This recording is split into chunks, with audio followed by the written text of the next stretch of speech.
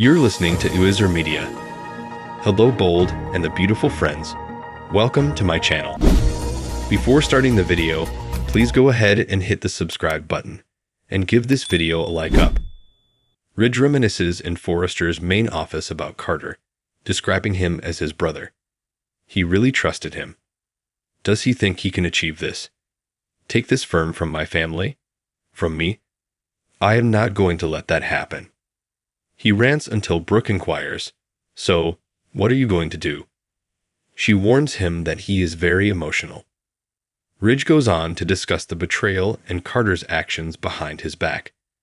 He's only thinking about Hope's back. He resolves to face Carter. However, it will have to wait until he hires a lawyer. Carter isn't getting away with this.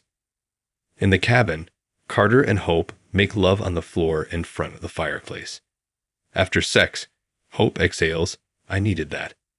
Carter chuckles, "Yeah, doesn't change what we've done though." Hope purrs that if he wants it, he now has the power to run Forrester Creations. Hope is still trying to process everything. Carter says they can back out. He can draw up new papers. Hope says things at Forrester need to change. Right. She recaps that he's putting everything on the line. Carter would do anything for her. But it's also for him. He wants to see the company meet its potential. Hope says they still have time. Until they reach the point of no return, no one knows but them. In the design office, Ivy tells Electra that Will really likes her and was determined to find out if Remy was a boyfriend or not. Electra says they were just friends. He's a sweet guy. She was happy to run into him, but seeing a friend from back home reminded her of everything that happened. Ivy says, "What happened to you was terrible." She suggests she talk to someone about it so she can heal from the trauma. Ivy thinks it's a pretty crazy coincidence that Remy was at Il Giardino at the exact same time she was.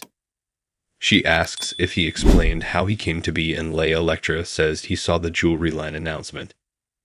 Talk turns to what happened back home. Electra felt humiliated and helpless. Ivy exclaims, "Oh, those pictures." Electra asks if she saw them. Ivy says no, she never wanted to.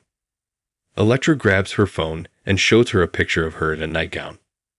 This is the original, and this is what someone did to it. Ivy gasps in horror.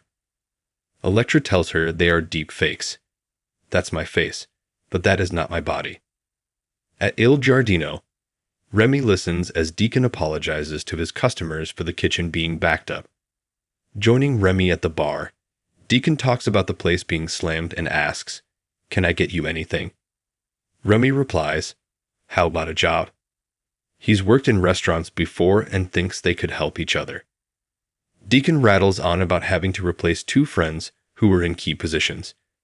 Remy repeats that they can help each other out.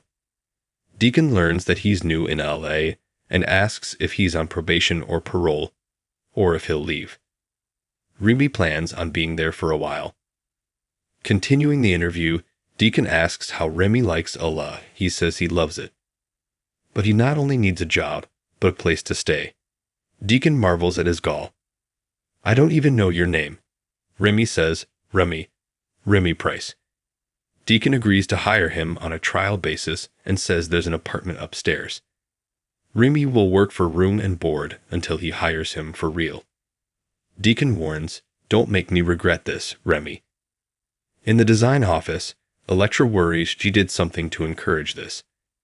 Ivy assures her she didn't, and recaps that the photos aren't real, they're deep fake. In the design office, Electra tells Ivy that working with her is a dream come true, and Will is the sweetest guy she's ever met. She can breathe. Electra can't let anything destroy that. Ivy asks if she ever found out who made the photos. Electra shakes her head.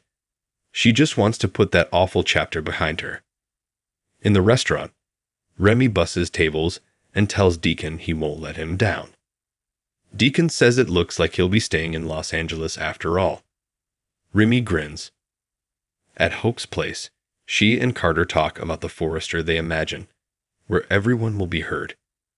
They muse that they never thought it would come to a coup. Carter can't imagine how shocked Ridge will feel if they go through with this.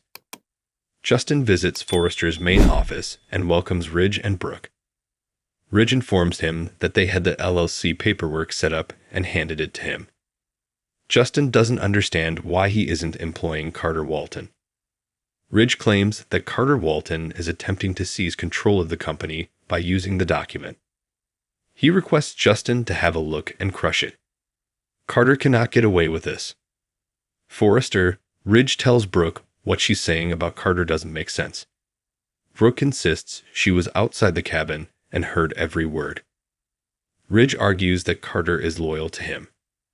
Brooke says, and now he has full control of Forrester Creations. Ridge says Carter wouldn't do that to him. She must have misunderstood. Brooke says she didn't. This hurts her too since her daughter is involved. Ridge declares that it's impossible. Brooke says it's not. Is he not hearing her? It is the truth.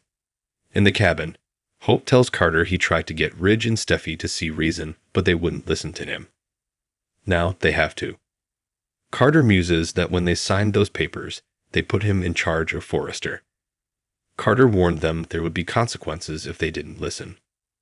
When Ridge saw his name on the paperwork, he thought they were busted, but he signed it anyway. Hope recaps that they got them to sign, but it doesn't have to go further. This plan is still our secret. In the design office, Ivy chats with Will, and he asks if she's heard from Electra. He thought she would be back from Il Giardino by now. Ivy wonders what's keeping her. She decides she should text her, and Will remarks on her being protective. He says his aunts are like that too. Will muses that he'd also like to protect Electra, and Ivy asks him what he means. Will says LA can be a lot at times. He wants her to know he's someone she can trust. Sometimes it's hard to know who your real friends are. At the restaurant, Electra can't believe Remy is there in Los Angeles. He says he's making a fresh start and really wanted to see her too. Remy misses her after she left and kept thinking he'd hear from her. She realizes he knows about her new job. He says maybe he shouldn't admit it, but he's been keeping tabs on her. Remy tells her she's special, and it seems she's doing very well now. I'm really happy for you. Electra confirms it's been good. Remy is pleased when she says she hopes he stays. It's nice to see a friendly face. He asks if she's made any new friends. She's about to answer when her phone dings. She jumps up and says she has to go. Remy hugs her and tells her she's beautiful. She says, "We'll have to hang out sometime." He intones, "Count on it."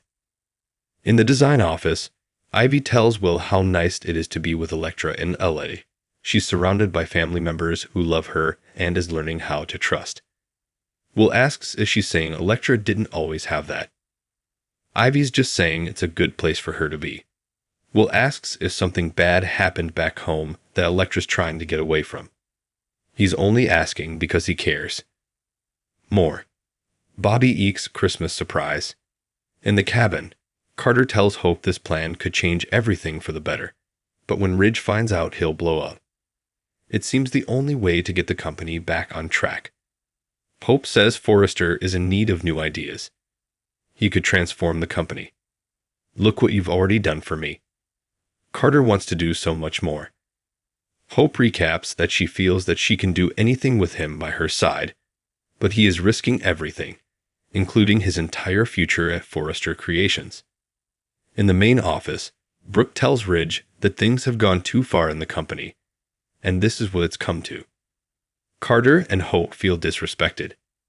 She recaps that Steffi wouldn't listen, and Carter came up with great ideas to transform the company. Ridge can't believe that just because he didn't get what he wanted, that he's come up with this coup. Brooke says they didn't feel like they had a choice. Ridge says there's always a choice. They could get another job. He's adamant that Carter wouldn't do this. He's like a brother to him and wouldn't stab him in the back. Thank you for watching this video. Please subscribe my VoiSR Media to our channel and stay with us.